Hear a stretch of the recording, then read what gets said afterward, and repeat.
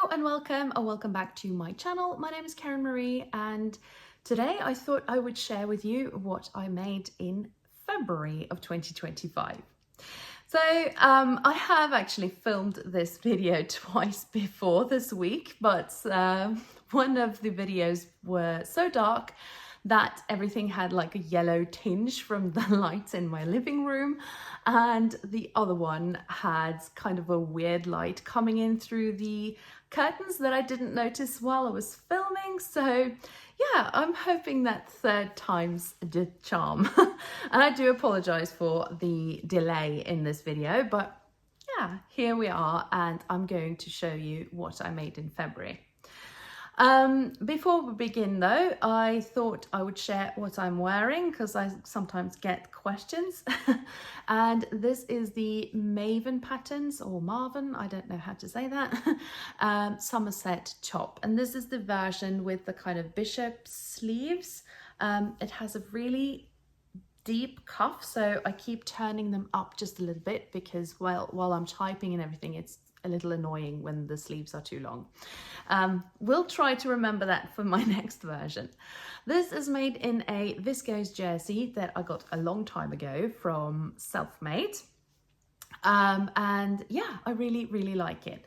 I wore it today because for the past couple of weeks, we've actually had such like spring weather here that quite a bit of the snow has now melted, and I'm just sort of waiting for winter number 2 to arrive. But for now, I thought a spring top would be a good idea. I'm also wearing my Ash jeans, Megan Nielsen Ash jeans. This is the wearable toile that I made before my final pair in the collaboration that I did with the wonderful Rachel from the French Seams last year. Okay, so I mainly made summer clothes this February, and that is highly unusual because it is very much a winter month here. However, this year, my girls and we went to the Canary Islands for a little winter break, and I needed some more summer clothes. I don't really have a large summer wardrobe, mostly because I actually don't like to wear summer clothes that much. I know. And of course, because the summer is so short here. So this year I really needed to get some new summer clothes made up for my holiday, and this is why I have so many summer things in my February makes. I just thought I'd mention that before I go into it. So if I have counted correctly, I made 9 things in February, which, as I said, I'm quite happy with considering it was a short month and I was away for a week. And I'm not going to go into a lot of detail on each and every make because many of them are quite basic. But I thought you wanted to see what I made, so let's get into it. Let's start with the 2 things I made in February that is not summer clothing. And the first one of those, this is not in a particular order by the way, is this Tilly and the Buttons Lotta dress. As with all the other makes, this really needs an iron, but it has been sat in a pile for a few days now, so it's all wrinkly. Apologies for that. It is so comfortable to wear because it has elastic around the sort of high waist, and it is loose and comfortable, but still, you know, still dressed up enough so that you can actually wear it outside of the house. And last year I made 2 Lottas, and I made the short sleeve options for both of those. So this is my first version that actually has the long sleeves. So this is more of a wintry version. I made this, I can't remember now which size I made. I think I made the size 6 or maybe 7. I don't know, something around there.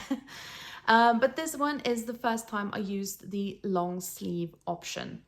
And I made a little error there because I don't really tend to like to have my shoulders and upper arms on display. It just doesn't feel very comfortable, plus I get cold. So on the shorter sleeve versions that I have made, I've just sort of extended the pattern piece just a little bit on those, just to give me a little more coverage on the upper arm.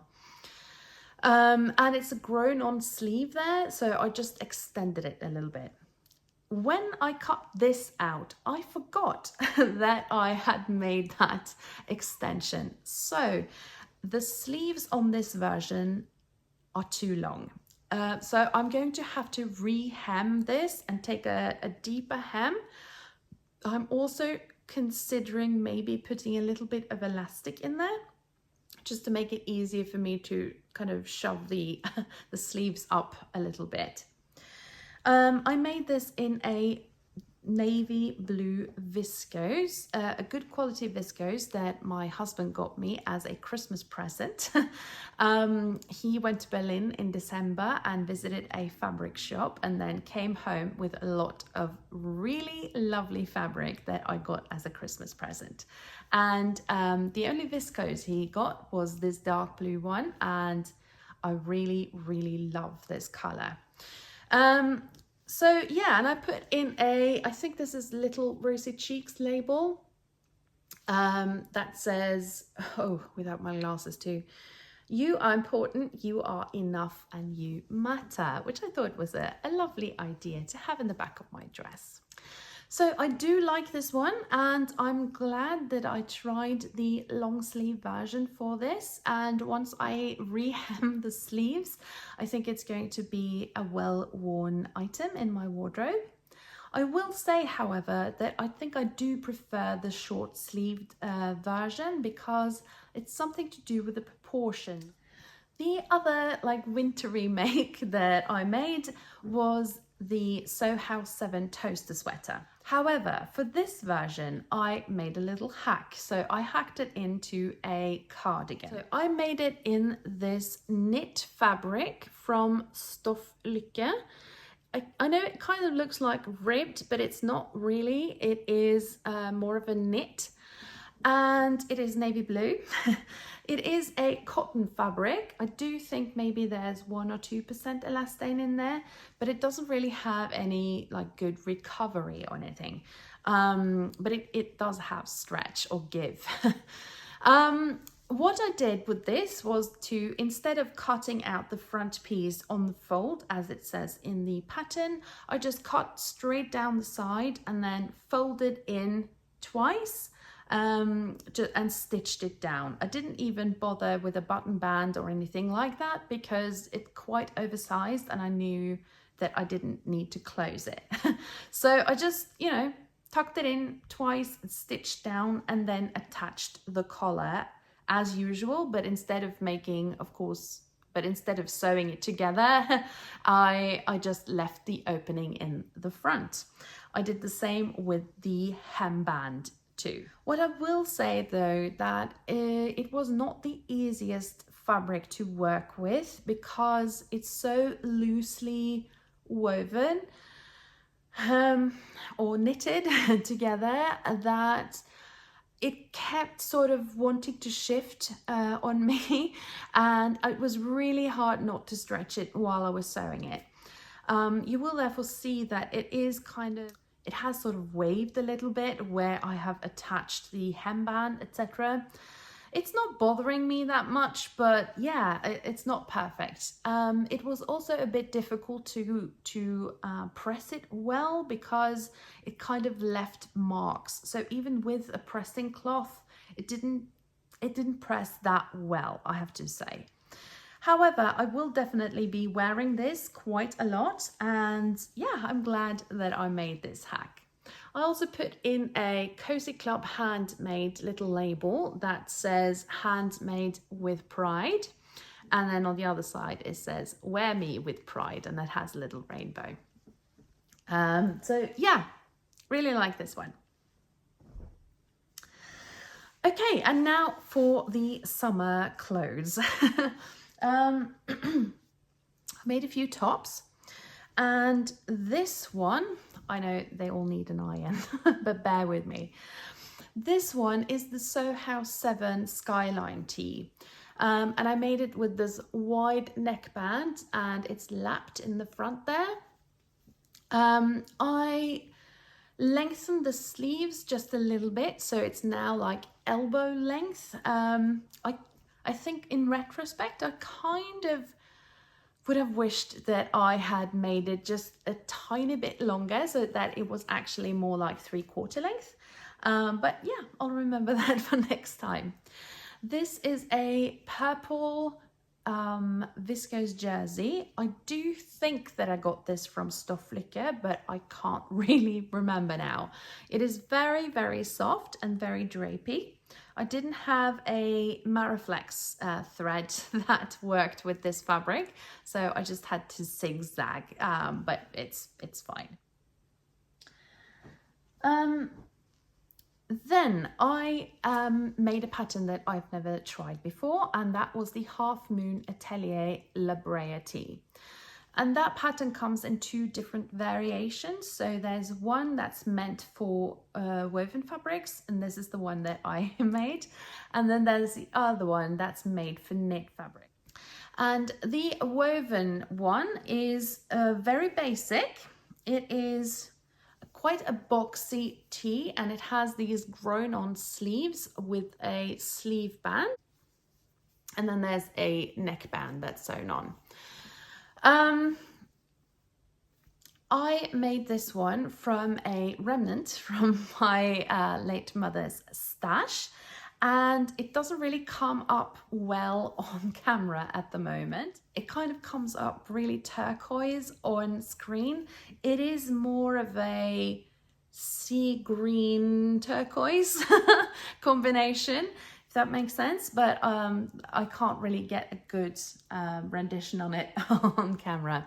It is a crinkle viscose or viscose cotton blend, seeing as it came from my mother's stash. I don't know exactly what it is, but that's what it feels like. I didn't actually end up bringing this on vacation, and I think the reason for that is that even though it's not uncomfortable to wear at all, I do think that the next time I make it, I will sort of make the hemband, or I will make the sleeves a little bit wider. I don't really like things that sort of sticks to my upper arm, and I have quite the full upper arm, so it needs to be a little bit wider here, I think, so before I can like really get into it. Then there's a good one for March, and the reason for that is that this is actually a free pattern. And I've also upcycled this. Is the Tiana's Closet Basalie or Basalie top. Not sure how to pronounce that.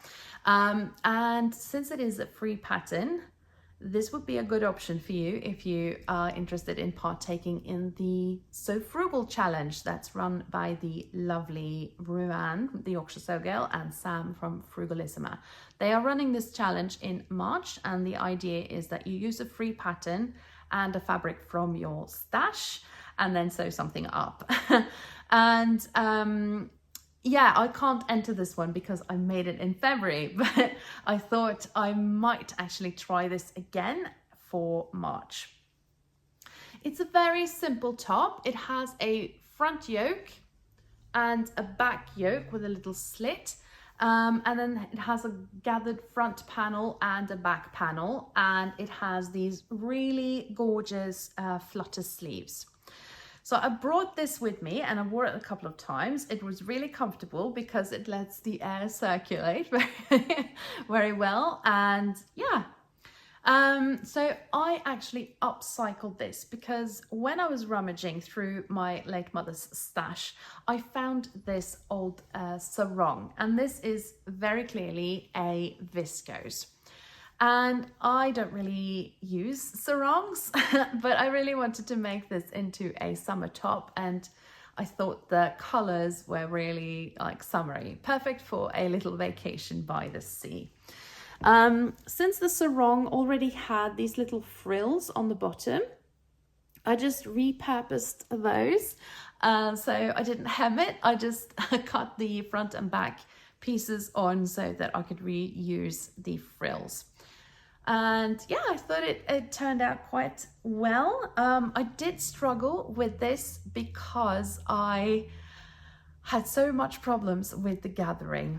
I don't usually have that many problems gathering something, but it is very, very lightweight viscose, and it kept shifting when I was sewing it up. So I had to unpick the back yoke of this 3 times, I think, before it became like wearable. It does say that you can bind the neckline and then you can use the rest of the bias binding to tie in the back. I sometimes find that a little bit annoying, so I opted just to, so I just used a little fastening here with a button. And I also just created a little facing on the inside just because I thought the slit looked neater that way. Next time I make this, I do think that I will just widen the neckline just a little bit, because that means that I don't really need a slit in the back, because it almost goes over my head as it is. So yeah, I think that next time I make it, I will just widen it a tiny bit and then just not faff around with a slit and a button and all of that faff at all. But yeah, there it is. Okay, and now to the bottoms. So I managed to get hold of some more of that gorgeous navy blue French terry that I bought in January. I made the South Bank sweater dress out of that, and I really like the fabric. So I managed to get my hands on a little more of that from Stofflykke. To make up the Swimstyle Patterns Karla loungewear trousers or pants. And here they are. I did make the size that was appropriate for my body measurement. But in retrospect, I think I could have gone down 1 size. I don't want this to be tight, obviously, but since there is no elastic in the waistband, all that's keeping it up are these ties. I also bought this at Stofflykke, and this is kind of like a wide band. But this is all that's keeping it up. And I had to tie it quite like tightly to prevent it from dropping down. So I think that the next time I make this, I think I'll make 1 size smaller just to have a little more help of the actual fabric to keep it up. I have heard others say too that they come up quite large. So yeah, so I will think about that the next time I make. So the final 3 things that I made for myself are all the same pattern. And that is the Tessuti Esther shorts. And these were in daily use on my holidays. So the Esther shorts are high-waisted, they are flat-fronted, they have a side zip and then a little button closure as well. They sit quite firmly on the hips, and then they are a little wider in the leg. And I got this fabric at my local fabric store. I don't know the composition of this because this is dead stock and it didn't say anything on the actual fabric bolt. I do think it is 100% cotton. That's what it feels like. It is a sort of light khaki color, and it goes with literally anything. It can be a little bit tricky to know what's the front and the back of this pattern is, so I did put in a Cozy Club handmade little llama label there that says I've got your back on one side, and then it says hey you look amazing on the other. I thought that was very funny. I do love a good pun. I also made another pair of Esther shorts, and this one is made in a stretch denim. This is not high quality denim. That I will say that. And I have the same problem on this that I did on my Arl jeans, and that is that once you pull, so you can see the white in the seam. It's not as bad on the other seams, but for some reason, yeah, you can see it there too, but it's not as bad there. But for some reason, it's really bad on the front. And I have that problem with my aisle jeans too. And it's really, really annoying because if there's one place I don't want the white line, it's, you know, straight in the front there. So I am seriously considering just getting a Sharpie. And I put a little Rosy Cheeks label in there that says today is a good day. And I really love those labels because there's such a poke of color in there. The final thing that I managed to make up in February for myself was a version of the Tessuti Esther shorts. But I really wanted to have a wide leg pair of linen trousers on my holiday. So I decided to just go for it and use the Tessuti Esther pattern, and then I just lengthened them into trousers. This time I used a little button from my mum's stash, and this is very like blue, almost like petrol-y blue linen, washed linen that I got at a local fabric store. Yeah, I did wear this a couple of times on my holidays, and I think it's going to be a really wearable pair of linen trousers for the spring and the summer. The last thing that I made up was for my daughter, and I made her the Nielsen Cascade skirt. Unfortunately, I don't have it with me now because it's in the wash. I've made her that skirt before, then I made the buttoned version for her winter formal a couple of years ago. And I was a little bit surprised when she asked me to make her a skirt because she's not really a skirt or dress person at all. But I was very pleased, and of course I prioritized making that skirt for her holiday. The only alteration that I did on that pattern was that she feels, and I totally agree, that the kind of wrap over part of the skirt comes up really high. So she felt on her previous version that she had to like wear bicycle shorts underneath to, you know, prevent any accidents. So this time what I did was that I used the front pattern piece is kind of, it's almost like a half circle thing. So I just widened that to make it more like overlapped in the front, and that worked out really well.